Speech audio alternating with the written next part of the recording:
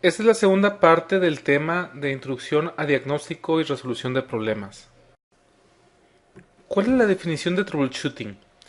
La definición de troubleshooting podría ser en español el diagnóstico y resolución de problemas. Eso es como yo lo pondría.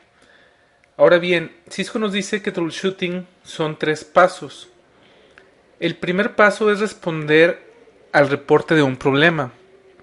El segundo paso, que es el más extenso, es diagnosticar la causa por la que existe ese problema. Y el tercer paso es el resolver el problema en sí. Entonces esos son los 3 pasos que nos dice Cisco que debemos de seguir al tiempo de hacer troubleshooting, siendo el segundo el más extenso.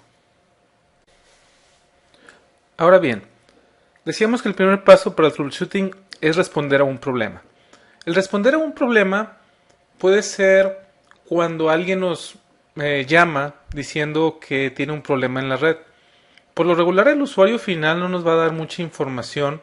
Finalmente él no tiene que saber cómo está la red, él no tiene que saber cuántos equipos de red tenemos, etcétera, etcétera. Entonces, básicamente lo que nos va a decir o lo que podemos esperar que nos diga es lo siguiente. La red no funciona, la red está lenta, puedo entrar a ciertos servidores no, etcétera. Entonces, nosotros debemos de tratar de obtener la mayor información posible de, de quien genera el reporte para poder ayudarlo. El segundo paso, como veíamos en el slide anterior, es diagnosticar la causa del problema. Para poder diagnosticar la causa del problema, Cisco nos dice que sigamos estos 5 pasos. El paso número 1 es obtener información. Y esto puede ser hablando con el cliente o shows y debugs de equipos, por ejemplo. El paso número 2, ya que tenemos la información, es analizar esa información. El paso número 3 es eliminar posibles causas del problema. El número 4 es hacer una hipótesis de qué es lo que está pasando. Y el último paso es verificar si la hipótesis o varias hipótesis que tenemos es correcta. Vamos a verlos más a detalle estos 5 pasos. El primer paso, el tomar información, el recabarla. Aquí va a depender de cuál es el problema que tengamos para saber dónde vamos a empezar a tener la información. Sería muy bueno que el usuario final nos dijera, el problema es que la sesión de OSPF entre el router 3 y el router 4 no funciona. Pero desgraciadamente no nos van a reportar ese tipo de problemas. O que nos dijeran, la sesión de BGP sí está arriba, pero no estamos recibiendo rutas. La verdad es de que ese tipo de información no nos la va a dar el usuario final. Debemos de llegar a eso nosotros. Entonces el primer paso es tener toda la información posible, primero del usuario, todo lo que se le pueda sacar al usuario de información de cuál es el problema. Y después el tener que meternos a los equipos y ver los shows y debugs que podamos pensar nosotros que nos van a poder ayudar a resolucionar el problema. El segundo paso es analizar la información que obtuvimos. Va a ser diferente dependiendo de la experiencia que tenga el que está haciendo el troubleshooting, cómo va a analizar la información que tiene. Por ejemplo, si es alguien que no tiene mucha experiencia y está a cargo de la red, de que en varias empresas sucede, si tiene un baseline, esto va a ser vital. ¿Por qué? Porque si, por ejemplo, por la información que obtuvo, se da cuenta que, no sé, un OSPF Neighbor no está arriba. Viendo el baseline, puede ver qué cambios hay en la configuración, por ejemplo. Pero si es alguien que ya tiene experiencia, no va a ocupar tanto el baseline y se va a guiar por los shows y los debuts que obtuvo al tiempo de tener la información, al tiempo de estar revisando los equipos. ¿Qué es lo que qué es lo que debemos de analizar en este paso número 2?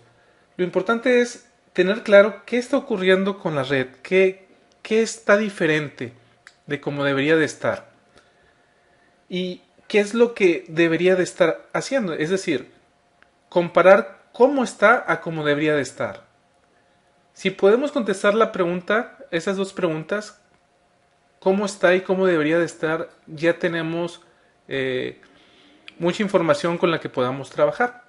Entonces, la parte de analizar la información se refiere a eso. Paso número 3. Eliminar posibles causas. Obviamente, si ya podemos saber exactamente qué es lo que está pasando al tiempo de analizar la información, por ejemplo, si el reporte del cliente fue: mi PC no puede llegar a un servidor web. Fue la única información que obtuvimos. Al tiempo de recolectar información y analizarla, nos dimos cuenta de que hay un enlace que está abajo, que hay una interfase que está up-down. Entonces ya podemos eliminar una gran cantidad de fallas que puede haber en la red porque ya sabemos en qué parte es el problema. Ese sería el paso número 3, eliminar las posibles causas. En el ejemplo que estamos diciendo, si hay un enlace que está up-down, podemos ya hacer hipótesis de por qué está up-down. Si por ejemplo es un enlace hacia internet, una de las hipótesis podría ser de que el service provider es el que tiene el problema, de que no nos está dando el enlace. Esa podría ser una hipótesis. Si otro problema fuera, por ejemplo, de que una sesión de OSPF no está levantando con su neighbor de router a router, podríamos hacer una hipótesis de que se trata, ya que no puedo hacerle un ping, se trata de un problema de capa 3. Por ejemplo, podría ser otra hipótesis. Entonces, ya teniendo la hipótesis, debemos de saber si realmente lo que nosotros pensamos que es realmente es el problema. El paso número 5 es verificar si realmente la hipótesis que nosotros hicimos es correcta o no.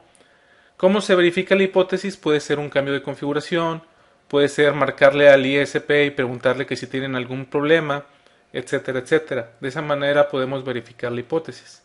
Ahora bien, si al tiempo de verificar la hipótesis nos damos cuenta de que tenemos que hacer cambios en la configuración, tal vez no los podamos hacer en ese momento debido a las políticas del change management como lo veíamos anteriormente. Entonces podríamos aquí utilizar un workaround para que siga operando la red hasta que podamos hacer esos cambios. El último paso, que ya no se ve aquí sino es en el slide anterior, vamos a ver el slide anterior, es resolver el problema. Entonces, estos son los pasos que debemos de seguir cuando hacemos troubleshooting. Primero es responder el problema. El paso número 2 es diagnosticar la causa del problema, que son 5 pasos. En esta parte de aquí son 5 pasos. Y después resolver el problema. ¿Cuáles son estos 5 pasos? Son los que acabamos de ver.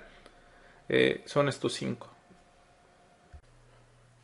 Una variante que existe en esos 5 pasos para diagnosticar la causa del problema es cuando el que hace el troubleshooting conoce también la red y ha estado tanto tiempo en esa red solucionando fallas que al tiempo de tener ya la información y analizarla se da cuenta que es un problema que ya se había presentado con anterioridad.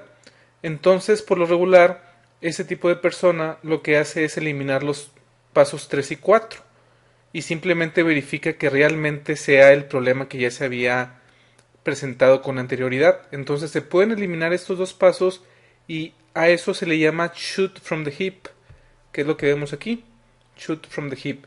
Eso significa eliminar el paso número 3 y el paso número 4. Y como les comento, esto solamente sucede cuando la persona, el ingeniero que está haciendo el troubleshooting, ya se ha topado con ese mismo problema varias veces y ya sabe cuál es la solución. Pero para poderse dar cuenta de eso, de cualquier manera tiene que obtener la información y analizarla antes de saber qué es lo que está pasando. Cisco nos dice que existen estos 6 métodos para hacer troubleshooting. En el libro de texto de Cisco, en el libro de Cisco Press, nos dice que estos métodos caen en la parte de eliminar posibles causas. Yo veo que estos métodos se pueden aplicar desde cuando estás obteniendo la información. Pero bueno, pregunta de examen es eliminar posibles causas. Ahora bien, vamos a ver a qué se refieren estos 6 métodos. El primero se llama top-down method, el método de arriba hacia abajo. Y eso se refiere al modelo ISO-OSI. Nos dice este método que primero debemos de verificar la capa 7, después la 6, después la 5, después la 4, etcétera, hasta llegar a la capa 1. Por ejemplo, si un usuario nos dice que no puede entrar a un servicio web, por ejemplo, lo primero que deberíamos de hacer usando este método de top-down sería verificar la aplicación con la que está tratando de ver la página web.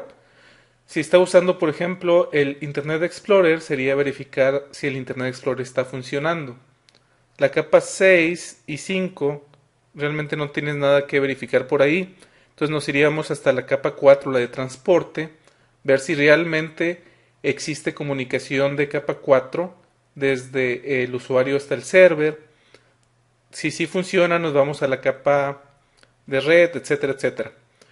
Ahora bien, como se podrán imaginar, si la capa física, por ejemplo, está fallando, no va a funcionar ni la capa 2, ni la capa 3, ni la capa 4, ni la 5, ni la 6, ni la 7. Entonces, existe otro método que es el de bottom-up. El de bottom-up empieza con la parte del ISO-OSI, la capa 1.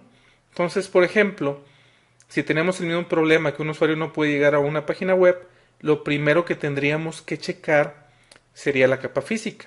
Por ejemplo, verificar el cable, verificar la tarjeta de red. Si sí está funcionando, ver si la capa 2 está funcionando, si la capa de enlace de datos está funcionando. Después nos iríamos a la capa 3, a la capa de red. Aquí podríamos verificar si tiene un IP, por ejemplo, la PC. Después nos iríamos a la capa 4, que es la de transporte. Ahí podríamos verificar si realmente hay comunicación de capa 4, en este caso TCP puerto 80. Y después nos iríamos finalmente a la aplicación a ver si está funcionando. ¿Cuál es mejor de estas dos? La verdad, si nada más existieran estas dos, yo me iría por la de bottom up. Pero vaya, depende mucho del que se esté haciendo troubleshooting, cuál es la que más le guste. Obviamente, en algunas ocasiones una va a ser mejor que otra dependiendo de dónde está el problema. La que más me gusta a mí es la que sigue, que es la de divide y conquistarás, o divide and conquer. Esto lo que nos dice es de que no deberías de empezar ni en la capa 7 ni en la capa 1, sino empezar en medio y de ahí tomar una decisión si te vas hacia arriba o hacia abajo. Por ejemplo, puedes hacerle un ping a ese servidor web. Si te contesta el ping, ya sabes que de la capa 3 para abajo está funcionando correctamente, entonces te irías a verificar la capa 4, 5, 6 y 7. Si el ping falla, entonces deberías de verificar la capa 3, la capa 2, la capa 1. El siguiente es Following the Traffic Path, que es seguir el path del tráfico cuando algo está fallando. Vamos a ver más adelante que este de aquí es el que más vamos a usar en el examen de troubleshooting, junto con el divide and conquer. Esos son los dos métodos que yo me voy a enfocar bastante porque creo que para el tipo del examen, para las simulaciones, son los que más nos van a ayudar. Y básicamente es seguir el tráfico que debe de seguir el paquete que no está llegando a cierto lugar. Ahora bien, tenemos otro que se llama comparar configuraciones. Este tipo de método está enfocado a aquellas personas que no tienen mucha experiencia, que no saben mucho de redes, y se basa en que si tú comparas dos equipos que están funcionando en tu red, que tienen funcionalidades similares, puedes darte cuenta si algo está diferente en la configuración y puedes asumir de que si de un lado está funcionando y del otro no, es lo que puedes cambiar. Por ejemplo, si estás en una empresa que tiene 50 sucursales, en las 50 sucursales todos tienen un router del mismo modelo y todos tienen los mismos servicios y de repente en una sucursal solamente falla algo, tú puedes comparar la configuración de la sucursal que está fallando contra una de las que sí está funcionando, irte línea por línea, tomando en cuenta que las IPs van a ser diferentes, por ejemplo, pero puedes irte línea por línea y cuando veas algo diferente, puede ser el por qué esté fallando. Entonces esa es una manera de hacerlo. Claro que no es una manera muy nice de hacerla. Se pueden dar cuenta de que es para alguien que no tiene mucha experiencia. Pero si por ejemplo ustedes son expertos en routing and switching, pero no son expertos en la parte de voz, y esas sucursales tienen voz, y lo que está fallando es la voz, pues es una manera en la que pueden ayudarles al menos a diagnosticar una posible causa. Por último tenemos el de component swapping, que también esta última es para alguien que no tenga mucha experiencia y además que tenga varios equipos para poder jugar con ellos. Lo que te está diciendo component swapping es de que trates de cambiar los elementos que existen en la red para ver si se compone el problema. Por ejemplo, si un usuario no puede llegar a un servidor o muchos usuarios en este caso no pueden llegar a un servidor, pueden pensar que es el switch que está en medio. Entonces puedes cambiar el switch a ver si eso soluciona el problema. Puedes cambiar un router, por ejemplo, y obviamente como se pueden dar cuenta, muchas veces no va a ser factible el cambiar todo un router o el cambiar todo un switch. Entonces es algo que existe. Por ejemplo, si ustedes ya le hicieron troubleshooting a un problema y no dan, y ustedes piensan que tal vez sea el switch el que tenga el problema, que sea hardware como tal, ahí sí se pudiera justificar este tipo de troubleshooting. Pero por ser configuración, la verdad es de que vas a poner otro switch con otra configuración o una configuración muy similar, la verdad no es tan recomendable, pero este método dice que sí lo puedes hacer. Ya vimos mantenimiento, ya vimos troubleshooting y podemos ver que ambas tareas se interlazan, es decir, hay varias tareas de mantenimiento que tienen que ver con troubleshooting y hay varias tareas de troubleshooting que tienen que ver con mantenimiento. Entonces, estas tareas que son en común son estas que vemos aquí. La primera, bien importante, es que debemos de tener claro que la documentación ayuda bastante. Debemos de tener claro que tanto para el mantenimiento como para hacer troubleshooting, el tener documentación es muy importante. Ahora bien, el segundo punto, también hablando de la documentación, es de que si la documentación que tenemos no es correcta, no es la más nueva, puede ser muy peligroso el usarla. Imagínense que existe un problema en la red y estamos viendo un diagrama que realmente nos refleja lo que existe en la red en ese momento. Nosotros vamos a hacer configuraciones pensando que ese diagrama está correcto y a lo mejor vamos a cambiar IPs o podemos cambiar un protocolo de ruteo, qué sé yo, porque la documentación no es la actual. Entonces, este es un punto muy importante porque en el punto 3 podemos ver que los que hacen troubleshooting deben de generar documentación. Si nosotros al tiempo de hacer troubleshooting cambiamos algo, por ejemplo, cambiamos el iOS porque hay un bug, o agregamos una interfase, o cambiamos algo de IGRP o de OSPF, no sé, por ejemplo, si cambiamos los timers, el tipo de network type, o ese tipo de cosas, lo debemos de documentar para que cuando alguien más se presente con un problema, no le vaya a cambiar a algo pensando que está incorrecto. Como se podrán imaginar, si cambiamos algo de diseño, como el network type, debemos de decir por qué. Si cambiamos timers, debemos de decir por qué. Entonces, no es nada más de que lo cambiamos porque lo quisimos cambiar, sino debe de haber una razón. Algo también muy importante es que debería de tener cada empresa un proceso en el que se verifique la documentación cada cierto tiempo. Puede ser, no sé, por ejemplo, cada mes hay una persona que se va a dedicar a verificar si la documentación de la red es correcta o no. Es como una auditoría. Esto es bien importante también. Ahora, imagínense una empresa que tenga muchos equipos de red. El estarla documentando de manera manual puede ser muy difícil. Entonces, el poder implementar algo que sea automático sería muy bueno. Entonces, cualquier cosa que se pueda hacer automática, habría que hacerla. Y por último, el tener un baseline también es muy importante, tanto para el mantenimiento como para el troubleshooting.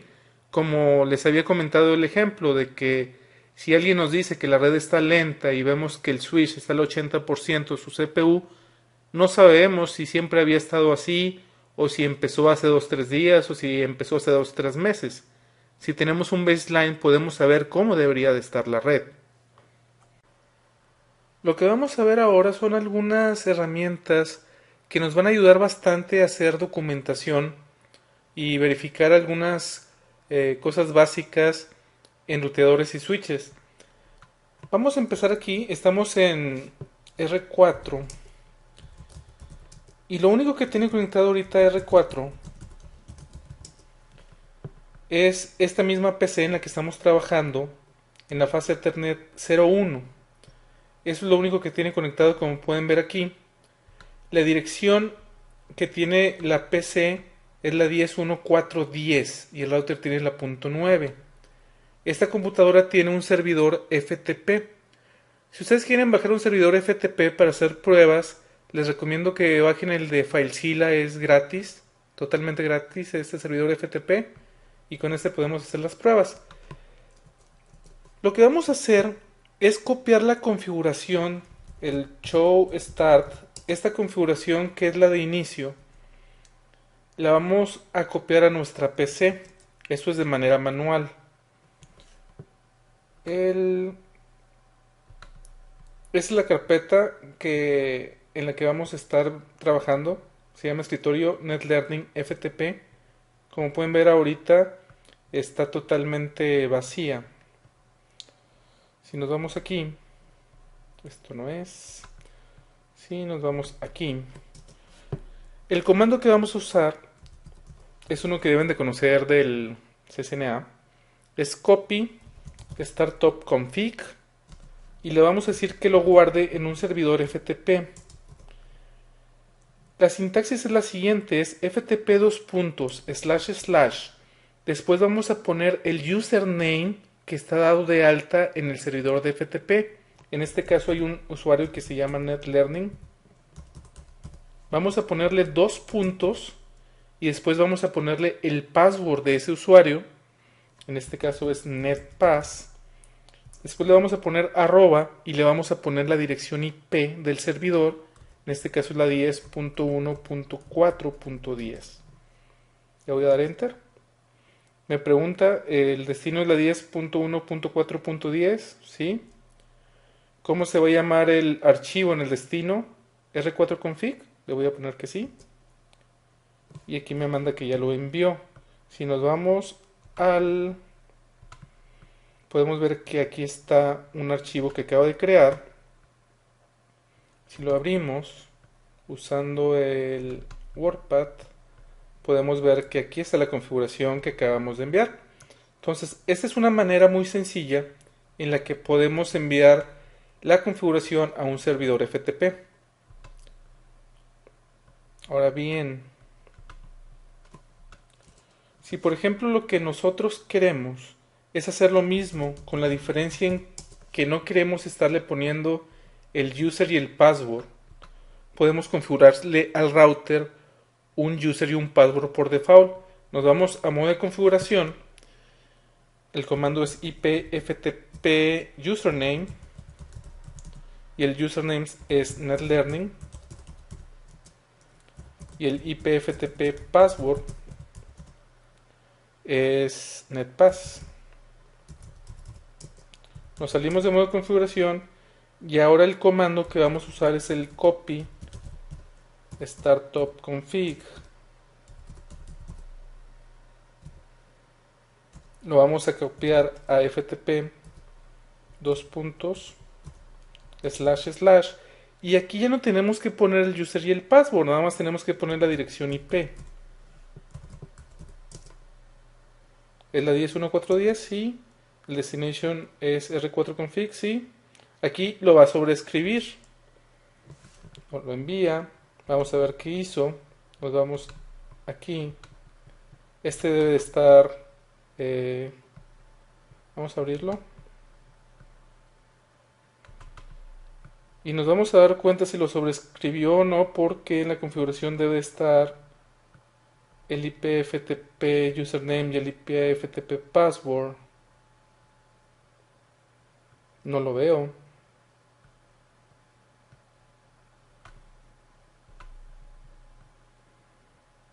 Vamos a hacer esto. Vamos...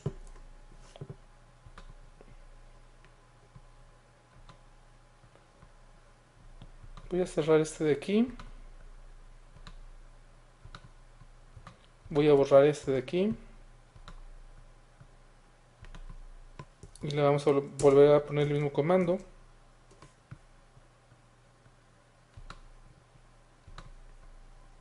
Lo abrimos otra vez.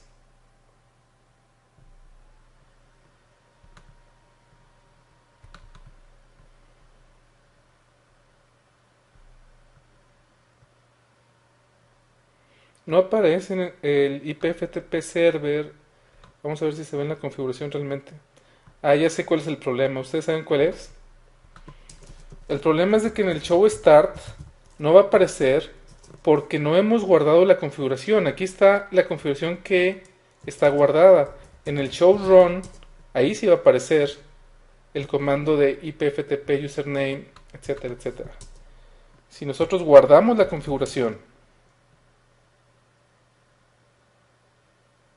y ya que está guardada, ya está en el startup, ahora sí le ponemos show startup el copy.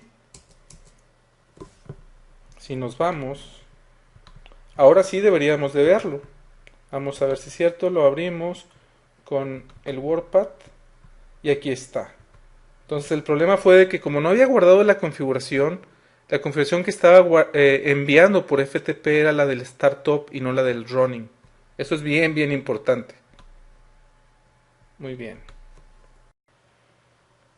Estos son los comandos que vimos en el de comandos. El primero fue el copy startup config espacio ftp // el username el password arroba y la dirección IP donde está el servidor FTP.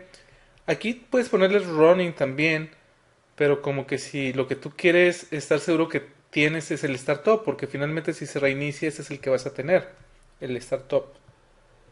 El otro comando es muy parecido y es simplemente quitar el username password, pero para poderlo quitar necesitas haberle configurado el router un user y un password de default de FTP.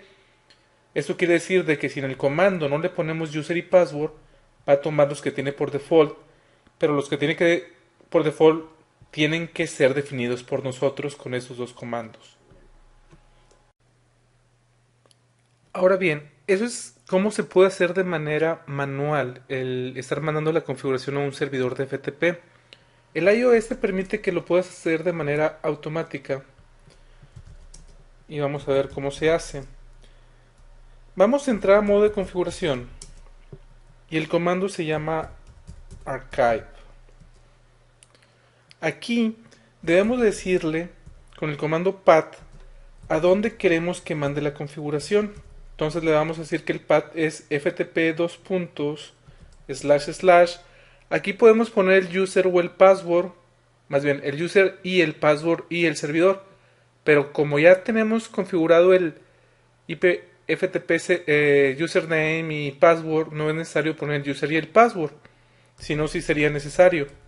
Entonces le vamos a poner la 10.1.4.10 y después le tenemos que decir cómo se va a llamar el archivo.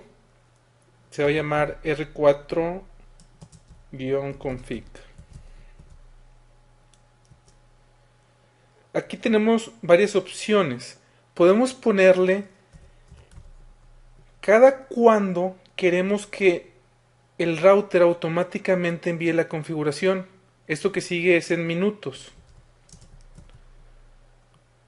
Por ejemplo, el número más común es ver aquí un 1440 y eso significa que cada 1440 minutos se va a enviar la configuración. ¿Por qué es un número común? Porque eso es 24 horas, es una vez por día. Supongamos también nosotros que queremos que se guarde la configuración en el FTP server cada vez que nosotros guardemos la configuración en el router.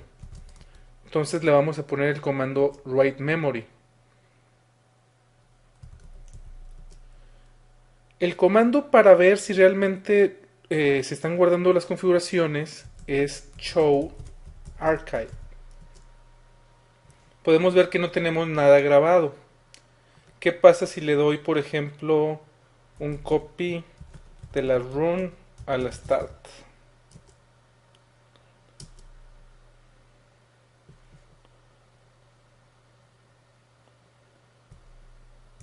Y le ponemos show archive. Aquí podemos ver que esta es la más reciente. Si se fijan, le agregó un 1 al final. Aquí le dimos copy run start. Si le damos un write mem, debe ser lo mismo.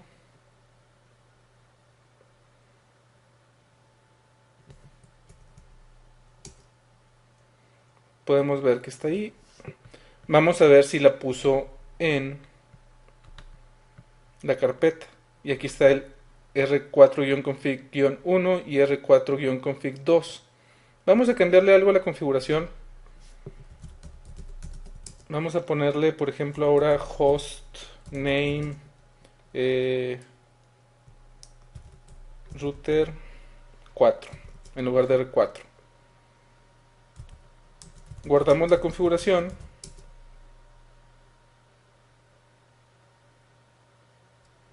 Y vamos a ver Show Archive.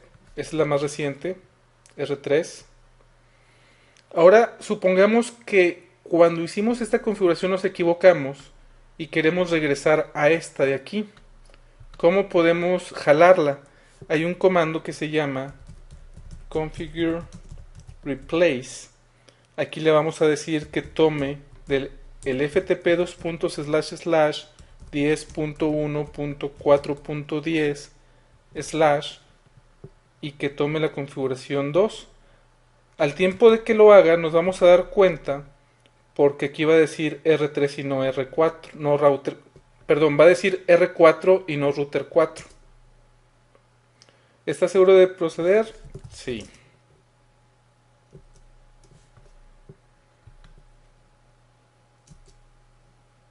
Ok.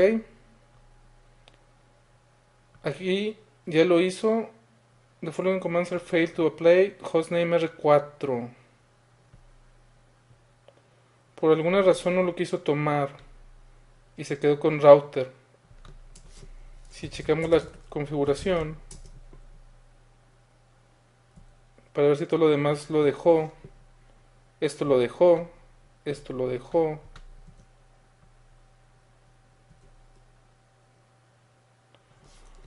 Por alguna razón no quiso tomar el hostname.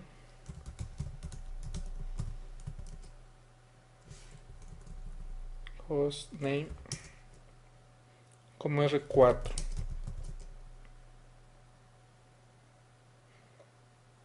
Este es un comando relativamente nuevo, entonces igual todavía tiene bugs por ahí.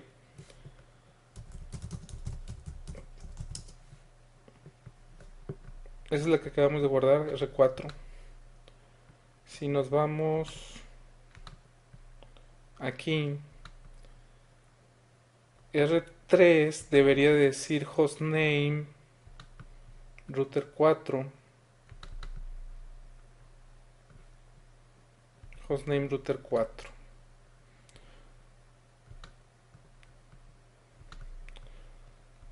Aunque el replace falló en esta ocasión y nada más falló en el hostname, la verdad no entiendo por qué.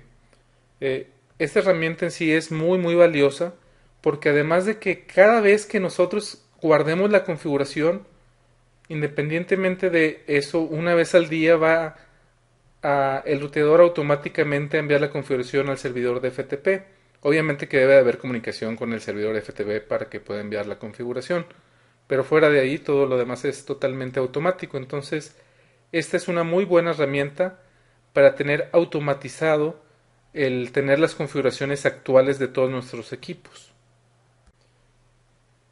Estos fueron los comandos que vimos. En modo de configuración es archive, después ponerle el path, recordando que si no tenemos el username y el password en la configuración del router, tenemos que ponerle aquí igualmente con la sintaxis que vimos anteriormente, que es el username passwords y la IP. Aquí le vamos a poner el nombre que queremos que tome y ya sabemos que automáticamente le va a poner 1, 2, 3, 4. Ahora, ¿cuándo va a mandar la configuración? Podemos definir por tiempo. Y recuerden que esto es minutos. Y recuerden que 1440 significa 24 horas. Y o también podemos poner que sea cada vez que nosotros guardemos la configuración en el router, automáticamente la mande en ese momento, que es con este comando write memory. También vimos que con el show archive podemos ver qué configuraciones hemos mandado, cuál es la más reciente, en este caso es la 2. Esto quiere decir que al menos 2 veces pusimos raw en memory, o al menos han pasado 2 días. Y aquí nos dice que el siguiente archivo va a ser llamado con el guión 3, porque ahorita estamos hasta el guión 2. También vimos que para tomar una configuración, aunque como vimos no funcionó muy bien que digamos, pero para tomar una configuración del servidor de FTP es con el comando configure replace FTP la IP. Aquí igualmente, si ocupamos user y password lo tenemos que poner antes si es que no lo tenemos configurado por default. Y después el nombre del archivo que queremos traer a la configuración. Otra herramienta que tenemos que nos va a ayudar bastante tanto al mantenimiento como al troubleshooting es el servicio de log que nos ofrecen los routadores y los switches Cisco. Es decir, cada vez que exista alguna información que pueda ser relevante, el ruteador o el switch nos va a avisar. Ahora bien, las categorías pueden caer en cualquiera de estas 8. Está desde la severidad 0 hasta la severidad 7. La 0 se llama de emergencia, la número 1 es de alertas, la 2 son críticas, las 3 son errores, la 4 son warnings, las 5 son notificaciones, las 6 es informacional y la 7 es cuando nosotros usamos un debug. Entonces nosotros podemos decirle al router a dónde va a enviar esos logs. Pueden ser a 3 lugares diferentes: a la consola, a la memoria o a un servidor de log externo. Cada uno puede tener un nivel diferente. Si por ejemplo alguien tiene el nivel 3, eso quiere decir que nos va a enviar el de errores, críticos, alertas y emergencias. Es decir, del número que nosotros pongamos, va a tomar ese y todos los que estén detrás de él. Si ponemos 6, nos va a mandar todos menos debugging. Si le ponemos 7, nos va a mandar todos. No hay una manera que nada más nos mande los 4 o nada más los 5 o nada más los 6. El que nosotros pongamos significa que queremos recibir esos y todos los que estén abajo de ellos. En este caso, por ejemplo, si le ponemos warnings, vamos a recibir los warnings, los errors, los critical, los alerts y los emergencies. Vamos a ver cómo se configura en el ruteador. Por default está encendido siempre la parte de login a la consola. En este caso yo lo tengo apagado. Si le ponemos show run, aquí hay un comando que dice no login console. Y eso lo que quiere decir es de que no envíe mensajes a la consola. Por default sí está habilitado. ¿Por qué lo tengo deshabilitado? Lo tengo deshabilitado porque este router en particular tiene un problema, y el problema es de que un abanico no funciona. Entonces le vamos a poner login console. Ya está habilitado que mande mensajes a la consola. Ese es un mensaje de log. Este número 5 significa que es de nivel 5. El nivel 5, como se pueden recordar, son notificaciones. Entonces aquí la notificación es de que alguien configuró el router. Si se fijan, es de nivel 4. El nivel 4 son warnings. ¿Y qué me dice? Que el abanico número 1 se le recomienda que se le dé servicio porque no está funcionando. O no está funcionando correctamente. Found low RPM y empmom es que son una variable del environment. Eso es lo que significa empmom. Este mensaje del abanico me lo está mandando, como pueden ver, en cada momento. Cada 30 segundos me lo está enviando. Entonces cada 30 segundos me está enviando ese mensaje y es por eso que lo tenía deshabilitado la consola. Si nos vamos a modo de configuración, tenemos varias opciones como les comentaba. La primera es el login console. Aquí le podemos decir qué nivel queremos. Podemos ponerle el número del 0 al 7 o le podemos poner el nombre. Y aquí viene, por ejemplo, severidad 0 emergencias. El sistema no se puede usar. 1. Alertas. Necesita acción inmediata. El 2. Son condiciones críticas. El 3. Condiciones de error. El 4. Condiciones de warning. El 5. Condiciones normales pero significantes. El 6. Mensajes de información. Y el 7. Debugging. Entonces, si yo por ejemplo aquí le pongo login console, si ese es el 4 y ya no quiero recibirlos, le puedo poner login console 3. Con este le estoy diciendo que me mande mensajes de log que sean severidad 3, 2, 1 o 0. Y como esta es 4, ya no voy a estar recibiendo este mensaje de warning. Como comentario, es importante que ustedes sí tengan todos los mensajes en sus ruteadores para que les mande cualquier cosa significativa. Otra opción que tenemos aquí en el login es de que mande todos los mensajes hacia una memoria. El comando es que lo mande al buffer de la memoria. Me va a preguntar qué tanta memoria quiero mandar, y es esto de aquí, de qué tamaño quiero que sea. Voy a poner 4096 y después le puedo poner cuál es el nivel. Por ejemplo, quiero que me mande todo. Entonces todo es el 7, que es el debugging. Eso quiere decir que voy a recibir del 7, 6, 5, 4, 3, 2, 1. Entonces esa es la parte de qué tanta memoria quiero almacenar y este es el nivel. Por último podemos enviar también a un servidor. Aquí podemos poner cualquier dirección. Es login. Vamos a ponerle signo de interrogación. Y aquí viene ponerle el hostname o la IP address. Entonces le vamos a poner la IP address. Cualquiera no tenga un servidor de log. Y aquí me va a mandar todos los mensajes de log a este servidor. ¿Con qué comando podemos ver la configuración de log? Se pueden imaginar es show logging. En show logging. Y aquí tenemos lo siguiente.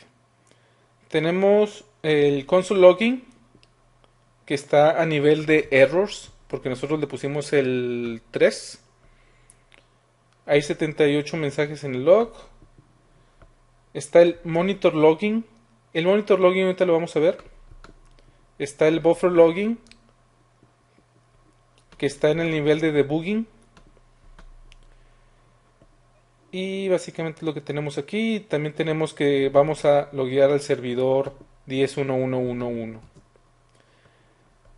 Estos mensajes que se ven aquí de log son los que nosotros pusimos como buffer. Si no lo hubiéramos puesto ese de buffer, no aparecerían estos mensajes. Aquí sí pueden ver el 4 porque nosotros le pusimos 7 y obviamente van a ser todos. Aquí hay uno del 6, que es el login hacia el 10.1.1.1, que inició, pero no va a poder enviar nada, o lo va a intentar enviar, pero no hay un servidor que tenga esta dirección 10.1.1.1. Entonces no va a funcionar. Si le ponemos show log, ya debe de haber más. Y son estos más. Si le ponemos, por ejemplo, debug IP packet, ahorita tengo corriendo un ping de esta PC hacia el router. Entonces, si le damos show log, vamos a ver todos estos mensajes que está enviando por el debugging.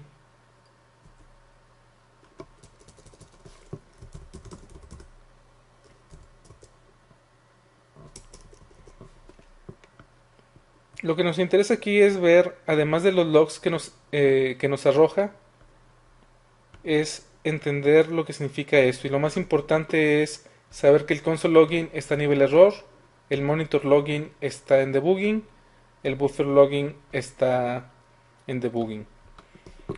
El monitor, vamos a darle un telnet a la 10.1 1.4.9, que es ese router.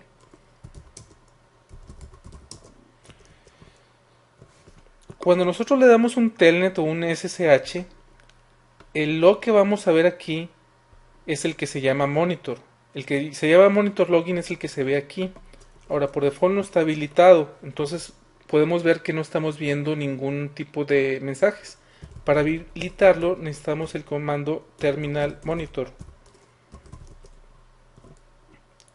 Y fue una muy mala idea porque ahorita está el debug. Entonces si aquí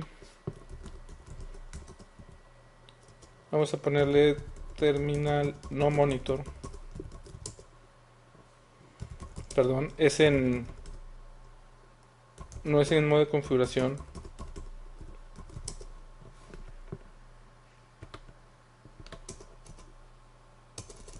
Se va a tardar un poco en tomarlo. Es muy peligroso un debug, como pueden ver. Terminal no monitor. Bueno, parece que ya lo tomó.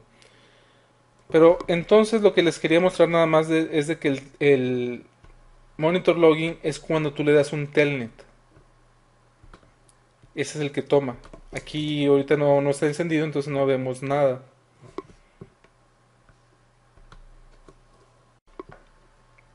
Esos fueron los comandos que vimos en la línea de comandos. Login console y el nivel. Recuerden que aquí puede ser el número o puede ser el nombre. Vimos hacia la memoria del router con el login buffer. El 4096 es el tamaño de la memoria y el 7 es el nivel, que igual puede ser el nombre o puede ser el número. Después vimos el login 10111, que es el cuando tenemos un servidor de logs. También vimos el comando terminal monitor y el terminal no monitor para quitarlo, que es para poder monitorear cuando nosotros hacemos un telnet. Si nosotros hacemos un telnet y no le ponemos terminal monitor, no vamos a ver ningún log. Y eso es bien importante porque si nosotros estamos dando un servicio a un lugar remoto y no le damos terminal monitor, no nos vamos a estar dando cuenta de los mensajes que nos está dando el router, y algunos mensajes pueden ser importantes. El comando para ver el show logging, aquí nada más se ve esta log, pero es show logging, igual que todo esto completo. Y como decíamos, lo significativo es saber en qué nivel está. Por ejemplo, está level errors aquí la consola, que es el 3. El monitor está en debugging. El buffer está en debugging porque aquí tiene el 7. Después de esto, después de este output, vamos a ver aquí al final cualquier cosa que tenga en la memoria el log. Recuerden que el terminal monitor y el terminal no monitor no es desde modo de configuración. No es con el config T, es a nivel normal del router, no es en modo de configuración.